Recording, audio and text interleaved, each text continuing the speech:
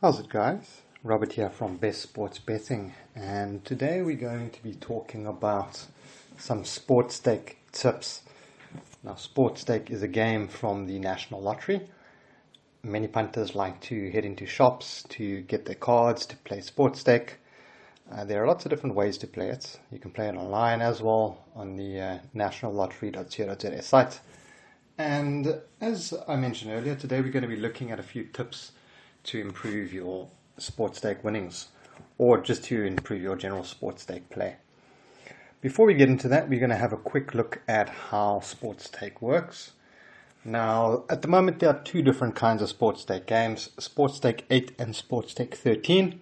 Sportstake 8 is a game where you need to predict the outcome of the first and the second half between 8 different teams, or matches between 8 different teams, whereas Sportstake 13, you need to select the correct outcome for 13 different matches.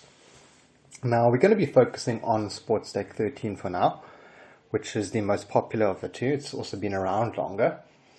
And with Sportstake 13, you're going to be able to select single or multiple outcomes for each fixture. So you have 13 different fixtures with 1x2. This is home win, draw, and away win. So you're able to select, you can actually select all three if you want, but that is going to increase the cost of your ticket. You're going to need to make a minimum of one selection per fixture. The minimum price to play Sportstake 13 or to have a bet on it is R2. So if you select 13 different outcomes, the minimum you're going to be able to or have to spend there is R2, whereas the maximum is R2,000. So each wager will cost you R2, as I mentioned. There's also ProPick, which allows you to have a computer or a random number generator or one of those sort of back-end software things to actually make your selections for you. Don't really recommend playing this as you don't have that much control over what's being selected. And yeah, so before we get into some of our tips, I just also want to mention that Sportstake 13 fixtures are only the final score after 90 minutes of play or after extra time where applicable. It does exclude penalty shootouts. So if your match goes to penalties and your team wins on penalties, that is actually going to be a draw. Right, now on to our actual tips for Sportstake 13 or Soccer 13. You can apply these tips to many other games as well. The first one is to budget your soccer betting.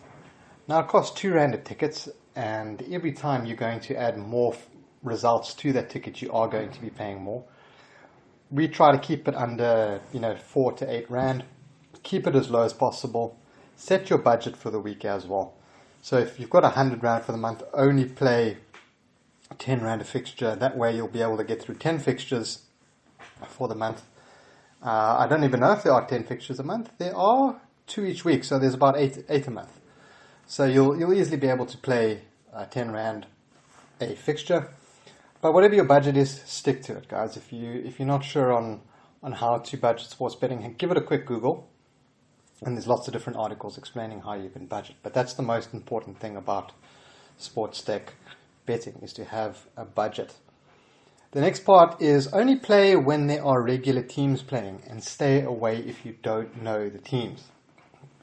If there are teams playing, let's say midweek, it's quiet in the football season, and you've got these South American, sometimes North American or Asian teams playing that you've never heard of before, I recommend you just stay away from that fixture. Look, we all love to have a bet every now and again, even when there's not much on. But some of these teams, they are not very consistent. You can't find too much information on the teams. Team news, that sort of thing is all very difficult to find. Right, our next tip is weekend fixtures are better than midweek fixtures. Weekends have more football games going on. The guys from the Lotto tend to include the better games on the weekend. I personally prefer to bet on the weekend because, as I said, your big teams are playing, your Premier Leagues, Serie A, La Liga, PSL, all of those are played often over the weekend. Look, there are midweek matches, but there aren't as many over the midweek as there are on the weekend. So stick to midweek fixtures would be our third tip. Our fourth tip is to do your homework. There is a lot of information available to soccer punters on the internet. A quick Google will give you the latest team news, results, fixtures, form, who's been scoring goals, where they've been scoring goals, when they've been scoring goals, how many goals they've been scoring. There's lots of information available. So do your homework on which team you're actually going to be backing. So if, for example, Manchester United are playing against Arsenal on the weekend, you're probably going to want to look at how Manchester United have been doing the last few weeks. How is their form? What's their team news? What are the odds on the game? And who are people expecting to win? And by covering a few of those basic bases, you'll improve your chances dramatically. Look, on the flip side is also true. If you really want to pick up a big win on the outside, you can also look at backing teams that aren't expected to win. And that way you'll actually pick up a bigger payout. But that's not really the recommended way of doing it. And our last and final tip is to see what others are doing. I mean, there are lots of Sportstake 13 prediction sites, Facebook pages, guys on Twitter. You just need to have a look for these. There are groups dedicated to Sportstake with 30, 40,000 people in them. And these guys are constantly sharing their tickets. So what I suggest you do is you work out what you're going to be betting on for the weekend. Then you compare it to what other people are selecting. And you'll start to notice a trend that a lot of the bigger matches punters are taking the same things. So you can either follow the general flow and take what everyone else is taking, or you can just use it to compare to what you've taken. So for example, everyone's backing Manchester United to beat Arsenal, but you think a draw is a good idea. It's good to know and see what everyone else is backing and what the common trends are. Because when it comes to payout time, the more you get right, the better.